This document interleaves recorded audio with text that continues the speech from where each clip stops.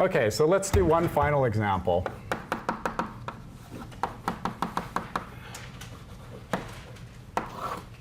The final example I want to talk about is Drell-Yan, which we almost kind of talked about already, but I'd like to talk about it in a little different context. So we talked about pp to xh, Higgs boson. Classic Drell-Yan is pp to xl plus l minus, but kinematically that doesn't really make too much difference from having a Higgs boson here. So I will talk about this in a little more detail than I did the Higgs example, and we'll go through some of the kinematics in a little more detail. So the reason that I want to talk about this process is there's kind of one function that we haven't yet seen that will show up in our discussion here. One kind of function that's ubiquitous and shows up in all sorts of factorization theorems, and we haven't seen it yet. So what are the kinematics? We have some momentum. Let me do it this way. Let me write it below this guy. So PA for the proton, PB for the other proton equals P for the X plus Q for the L plus L minus pair.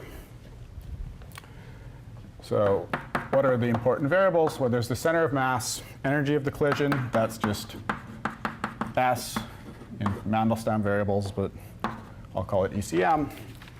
So we remember what it is. PA plus PB all squared, that's the collision energy. That's 8TeV, the LHC, soon to be higher. There's Q squared, and that's the scale of the hard collision.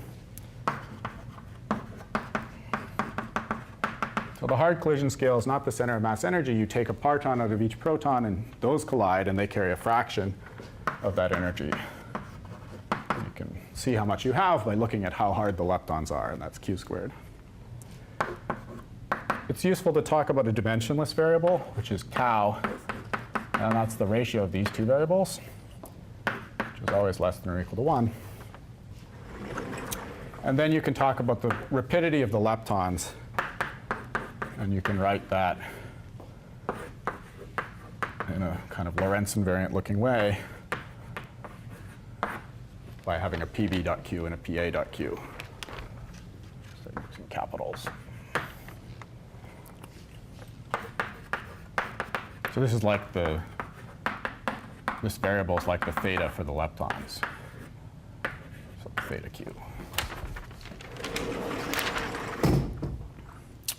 So again, it's just like our Higgs example, but let me draw it in a little different way. You can think about doing everything in the CM frame. Protons are coming in back to back. So then you have collinear particles because your protons are very energetic. So if this is a quark and this is an antiquark, you produce a virtual photon, and the virtual photon produces a lepton pair. So here's an n-collinear quark and an n-bar collinear antiquark. So the antiquark is coming in that way, quark is coming in that way. They annihilate, produce a virtual photon. That produces a lepton pair. That's Drell-Yan. OK, so in the CM frame, we're going to have Cn modes, Cn bar modes for the protons. And the antiproton. Some other variables that are useful to talk about are something that people call XA and XB, which are the Bjorken variables. And they already showed up in our previous example, but let me just define them. So these are taking tau and taking the square root of it and then splitting up the rapidity e to the y and e to the minus y. And these are like analogs of the Bjorken variable for this problem.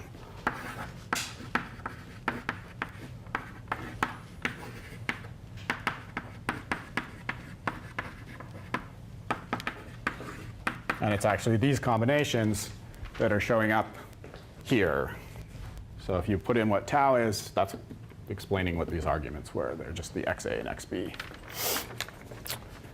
And kinematics, you can work out that tau is less than or equal to XA or B, and that they're less than or equal to 1. So there's some simple bounds on them. And then finally, you can work out that px squared, if you square it, is less than or equal to ECM squared, 1 minus square root of tau, all squared. And one more thing that you have are sort of the parton distribution fractions. So parton distribution variables, and they're bounded just like DIS. So XA and XB are things that are, if you like, leptonic. You might call them that, but they're things that are external to the QCD, right? They're just measuring properties of the leptons, Q squared, the center of mass of the collision, and Y, which is a Y of the leptons too. So everything here is not a QCD variable. And then there's these QCD variables, CA and CB, which are inside the parton distributions, and they're bounded. Just like we had a bound in DIS, X less than or equal to C less than or equal to 1, here we have two analogs of that formula. So the rapidity is the rapidity of the sum of the pair? It's, yeah, that's right. The rapidity of the Q. So really this is like, this is my kind of, it's really, this is like log of, the thing that's important here is the log of Q plus over Q minus. It's the log, it's the rapidity of the Q.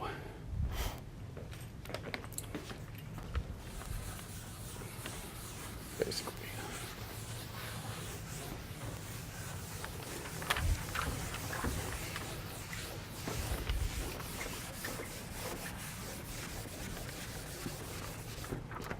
Yeah, you could talk about measuring individual things about the leptons, but then you would just be tacking on something onto the Q and taking something else out of it.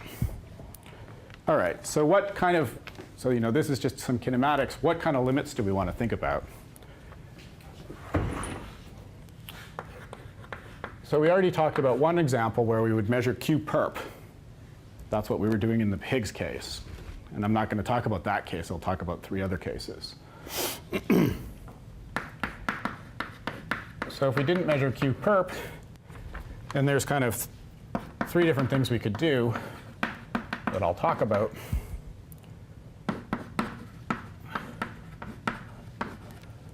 Let's see. Organize my board better. I'll tell you about the kinematics of each one of these, and then I'll draw a little picture for each one.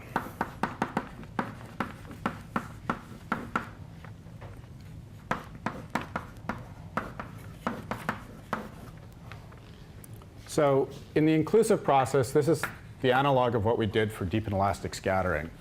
So deep elastic scattering, we said the Bjorken X variables of order 1. Here we could say that, in some sense, tau is of order 1 as well as XA and XB are of order 1. And in this case, what you're saying about px squared is that it's hard. It's of order q squared, and if tau is of order 1, then that's of order ECM squared. So these things are all hard variables.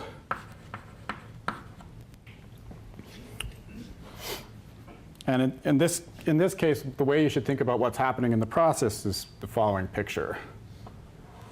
So you have your partons coming in, or your protons coming in, and basically you're allowing radiation that's hard anywhere. So hard is supposed to be pink. You're not constraining the radiation. You're really allowing hard radiation. So hard. Your X is hard, and you allow jets in any direction, for example. And then somewhere there's a lepton pair. You can pick purple. But it's not constrained either. It's really fairly general.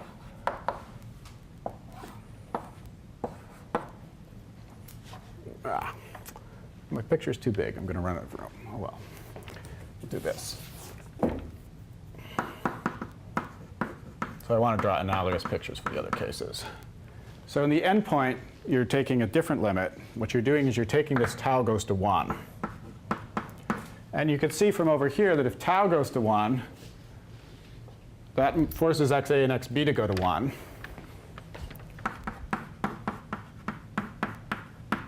And if XA and XB go to 1, that forces CA and CB to go to 1.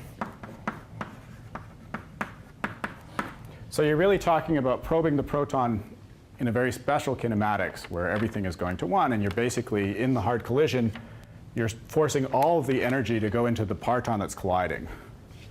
So the proton, the full proton momentum goes into the active parton. Let me just say it that way, active parton.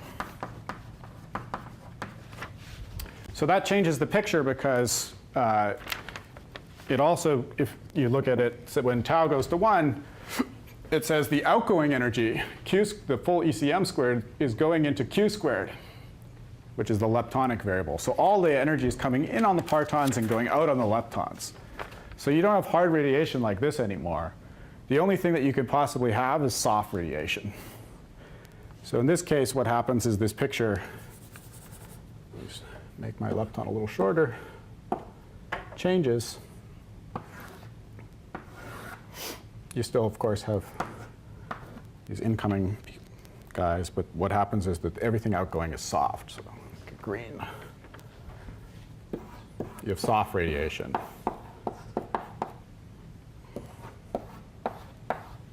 Like that, and then it turns out also that in this case, the leptons end up having to be back-to-back. Because you can't have any transverse momentum that would be, there's nothing for the transverse momentum to recoil against.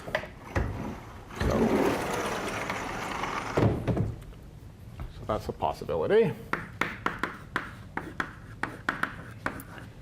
And then there's a third thing that we'll talk about, which is what I call isolated. And it, in some sense, is trying to combine these two pictures here without taking a limit on tau. So you might say, well, what's the most typical event at the LHC? What is the kind of where is most of the cross-section for this process? And that would be in a situation where tau is not in the endpoint. It doesn't go to 1. It's kind of an order 1 quantity, actually. You typically get XAs and XBs that are like 0.1 or 0.01, small x's. Depends on what Q squared you look at, but the typical ones you're interested in are small x's. So you don't want x to go to 1, so tau can be of order 1.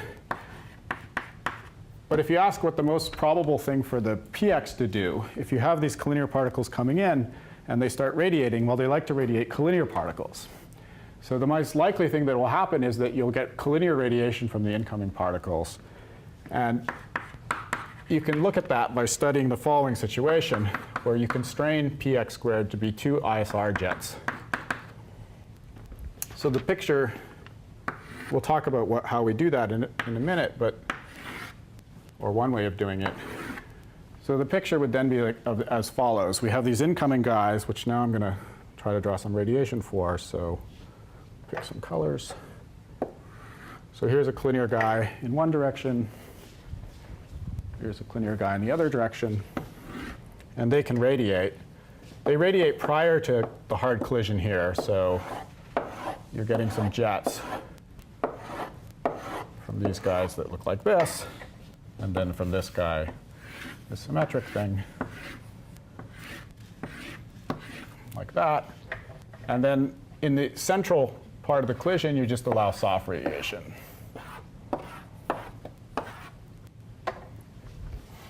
So this is the isolated scenario. And if I draw the leptons, it turns out they don't have to be back-to-back, but there is some constraint on their kinematics. Basically, they're back-to-back in the transverse plane, but not longitudinally. But we won't dwell on that.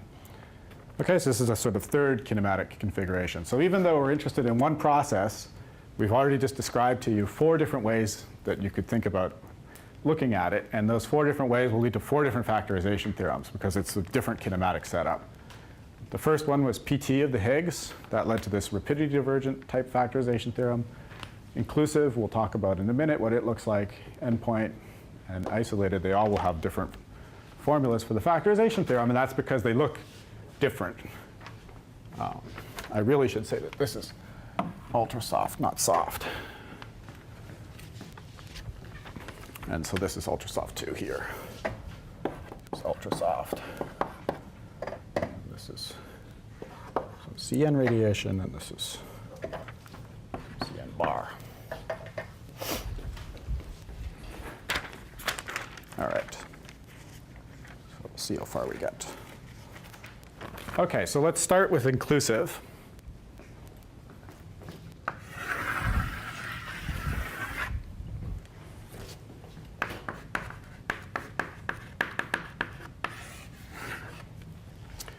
so the x is hard, and so the way you can think about it is that what you're doing is that you can use kind of an optical theorem type picture where you're cutting these forward graphs.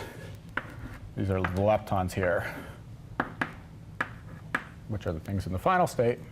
It's the virtual photon, and I'm squaring it, and in comes QQ bar, and then squaring it, so QQ bar on that side as well. And then if you think about it, every kind of radiation gluon that I would put across this cut, I can think of as kind of hard. And so I can integrate it out. And so what you're going to get is, if you just think about this process, when you match the cross-section, you're going to get some 4-quark operator in SCT. So this will match onto an operator, which is a 4-quark operator, where 2 of the quarks are n-collinear. Draw it like this. And 2 of them are n bar. Okay, because that's the external particles. We have Qn, Q bar, and bar. So we're going to get that. And that, we know how to write down the lowest order operator for that. That's just going to be chi bar chi, chi bar chi.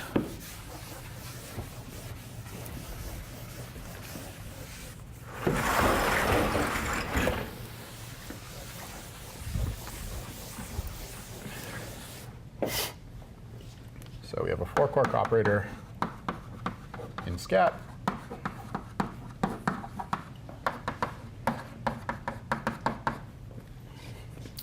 Which you can write after doing a Fierz in the spin with all the n-collinear fields together. You can work out constraints on Dirac structure. There's only one operator, basically.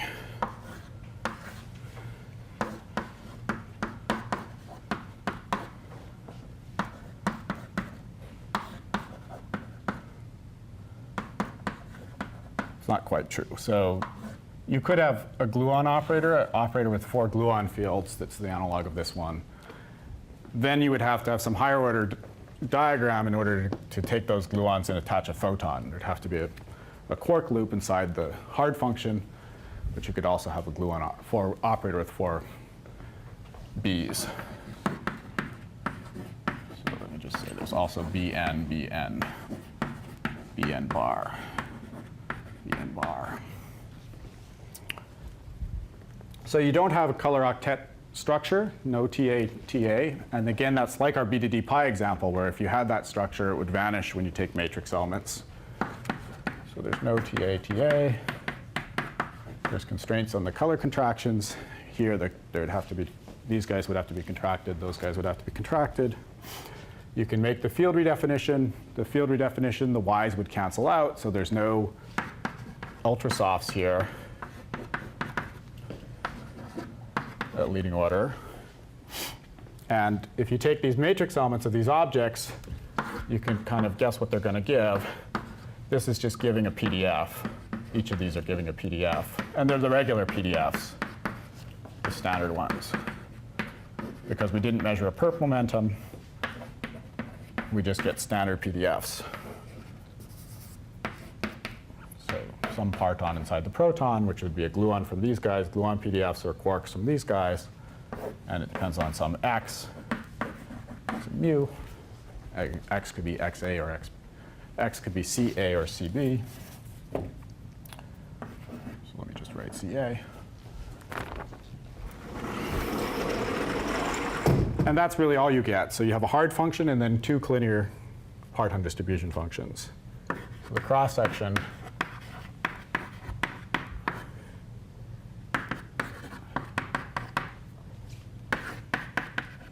putting in these limits that we talked about come from the kinematics. There's some hard function, which is an inclusive hard function. Like in DIS, it depends on the ratio of these variables, but now there's 2 of them. It depends on Q squared, depends on mu, and then there's times PDFs.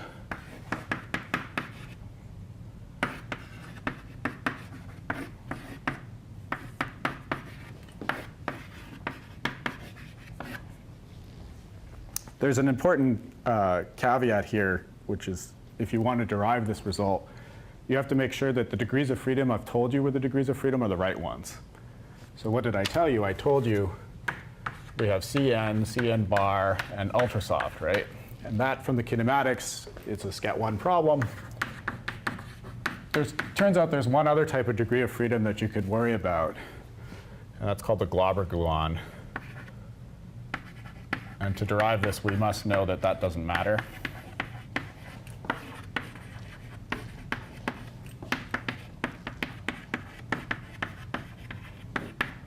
What is a Glauber-Gluon? It's a Coulombic gluon between n and n bar particles. So it's a Coulombic type potential. It goes like 1 over pt vector squared. And that's a Glauber. It's called a Glauber exchange. So it's not an on-shell particle. It's like a potential.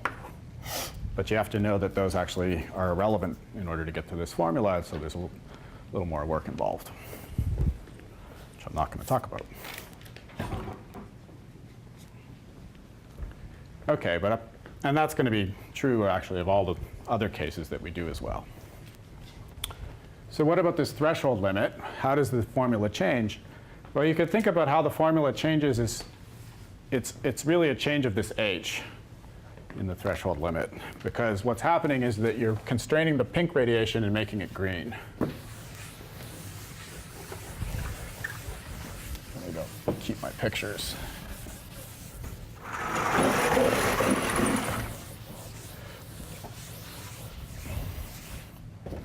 So if we want to go from here to here for the threshold limit,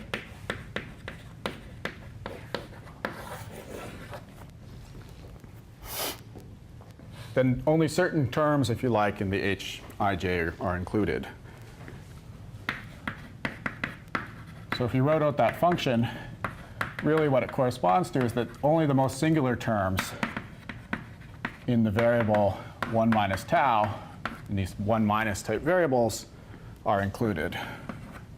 So delta functions of 1 minus tau, plus functions of 1 minus tau, those are the terms that you would include from the H. Whereas the inclusive one has much more in it. This keeps only particular terms. But there's also different hierarchies of scales, because now 1 minus tau is small, and you want to, for example, sum logs of 1 minus tau in this situation.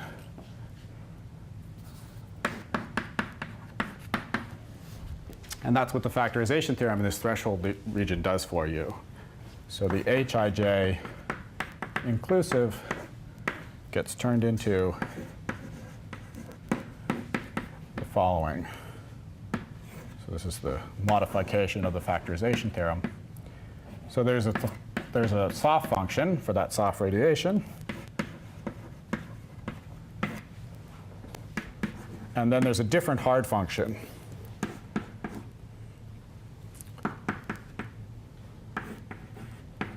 Which is only a function of q squared. And it's like the square, this guy here is the square of a Wilson coefficient again. And I and j are just pairs of quarks, UU bar, DD bar. There's actually no gluons in this case. So the terms with the gluon PDFs actually get suppressed. They're not singular in 1 minus tau. And we get this formula here. And now there's going to be some running that you have to do between the hard scale and the soft scale. And that running is going to sum up these logarithms of 1 minus tau. OK?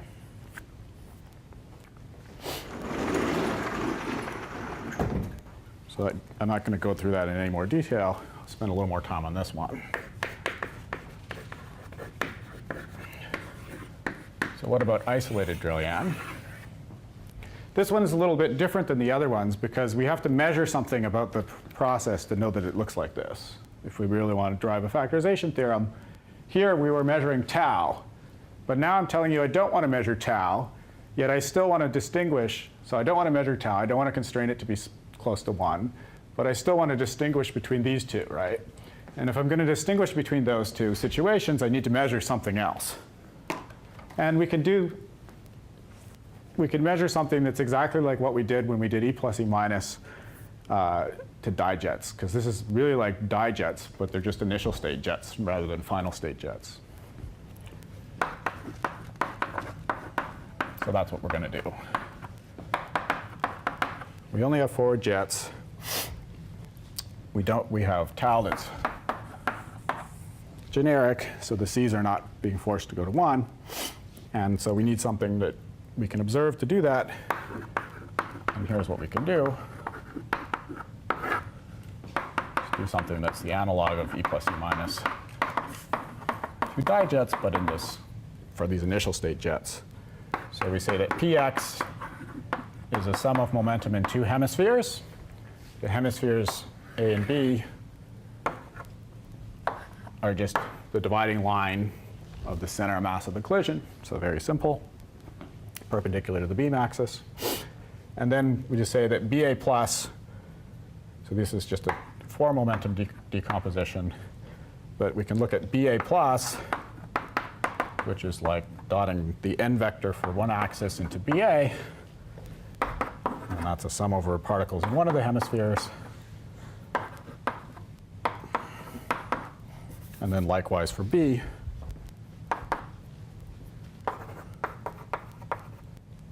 So this is if I write it in terms of energies and rapidities, it would look like this. So this is some observable BA plus, and then I can constrain that BA plus, which is exactly like constraining the plus momentum in one of the hemispheres to be small. And what that does, if you constrain the plus momentum in this hemisphere to be small, it'll allow ultrasoft radiation, because they have small plus momentum, and it'll allow collinear radiation, because they have small plus momentum. So constraining BA plus constrains all the plus momentum in that hemisphere, and that puts you in an SCT1 situation where we have a figure like that one.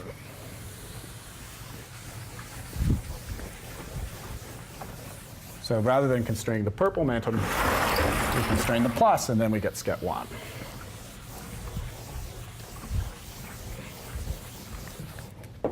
So take BA plus to be less than or something, which you could say, well, less than or equal to some cut, let's call it B cut, and that is much less than Q.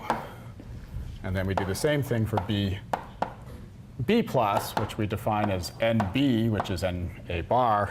Okay, so the notation here is a little awkward, but we do the same thing here. Say this is less than or equal to some cut, and that's much less than Q. And by demanding small plus momentum in both hemispheres, appropriate momentum, the small components, these are the small components, that puts us in a SCET1 situation. So we have CN, CN bar, and ultrasoft, and those are the allowed types of radiation, and that's what I drew in my figure. So hopefully that's clear.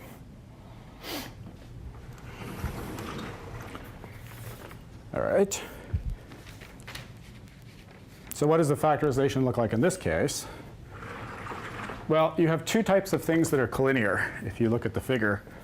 There's the initial state proton, right, which came in here, and it was collinear. So here's a proton. And then it's cruising along, and at some point, it widens out like this and becomes a jet. So this here is collinear at a smaller scale than this here. This is a jet, right? It's got large invariant mass relative to the proton mass. So there's actually 2 types of collinears, and if you really want to draw the mode picture for this, here's what it would look like.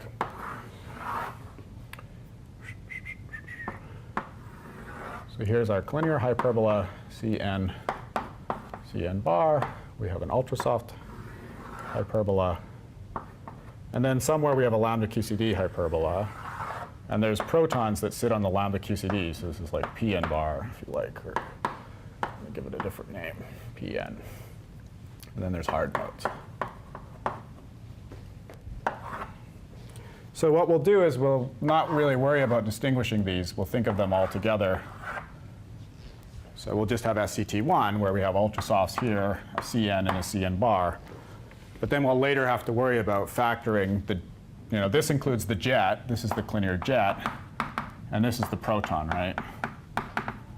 So both objects will be in the same function at the beginning. And then we'll have to factor them later if we want to separate those scales. It's a similar trick to what we used before in another example. But it was for soft in that case.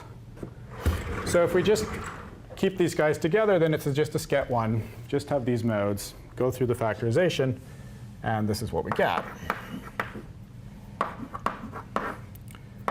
So we can measure q squared, rapidity, and we can measure these two hemisphere momenta.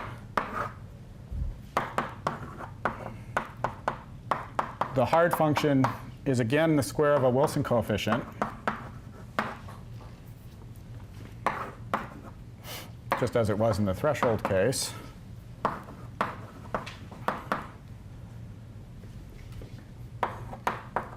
We get some collinear functions that are called beam functions. And they have an argument that's a plus times a minus momentum. So this WA is like a minus momentum.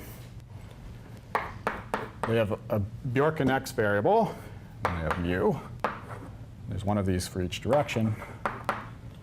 So there's one for the b direction too.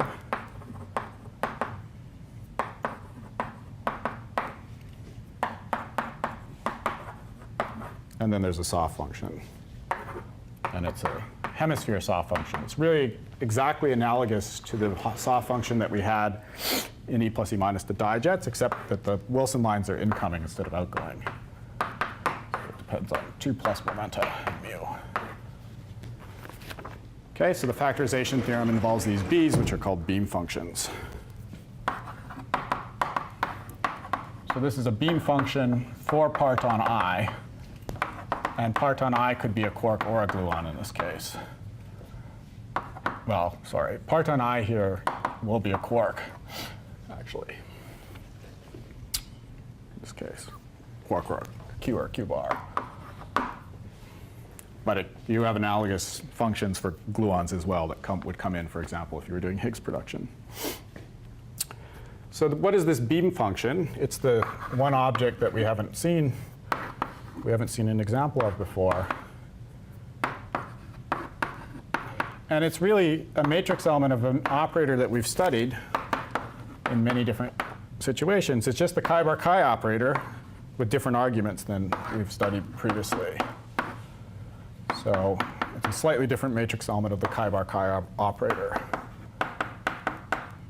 Because what we're measuring is both the large momentum and the small momentum of that operator. When we measured just the large momentum, that gave us the PDF. But now we're measuring also the small momentum, which you can write like this.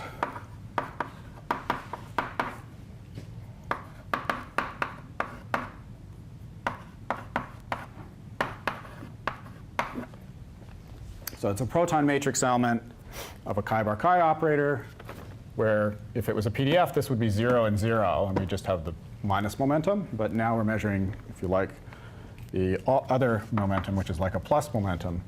And I wrote it in Fourier space. So the plus momentum that you're measuring is here.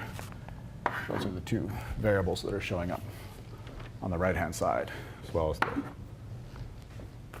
minus momentum of the proton. So it's just a different matrix element than one we've had before. The jet function, remember, would be vacuum matrix element of chi-bar-chi. And the PDF, standard PDF, would be proton matrix element of chi-bar delta chi. And it's just really, the arguments are slightly different, and that allows this thing to contain both kind of a jet, initial state jet. In this case here, the jet function, you'd have some variable and 0. In this case here, you'd have 0 and 0. And so if you like, what this guy is just a combination of the two things we've studied before. We studied the jet function, we studied the PDF. Now this has both inside it.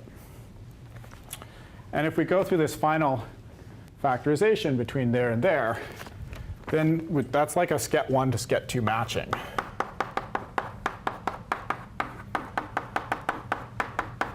And So we can integrate out the perturbative radiation, which is the jet function, right? That's perturbative.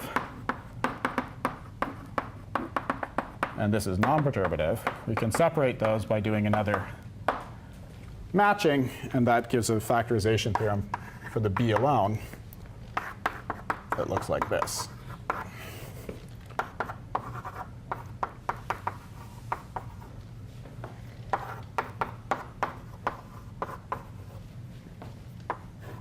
So there's some perturbative matching coefficients, which are called I. And then you get a standard PDF. So this I is the thing that has in it the jet radiation. This is sort of an I for the jet. And then this is the PDF. Okay, and the T scale here is large, and what you're basically expanding in is you're expanding in lambda QCD over T. So if you ask what am I doing to make that separation, I'm expanding in lambda QCD over T. There's no T here. The T is perturbative. It sets the scale for the jet. And this F is a non-perturbative distribution function. And that's then the full factorization theorem, putting those things together. So these beam functions are kind of, they are things that show up whenever you have a process where you ask for a particular number of jets. And if you asked, for example, for a particular, if you ask for if you ask for this setup plus one more jet, how would things change? Well, you'd have the same beam radiation, the same initial state radiation, and you'd add one more jet function to this formula. So that would be exclusive one jet production. Or you could have two jets, then you'd have two jet functions. In each case, you have a different soft function, but these beam functions are going to be always showing up because they're describing this initial state radiation. So anytime that's an allowed thing, then it'll show up. If you start doing perp measurements, then you might have perp-dependent beam functions. Okay, in the same way that we could get perp-dependent PDFs. In some sense, a perp-dependent PDF is like a beam function.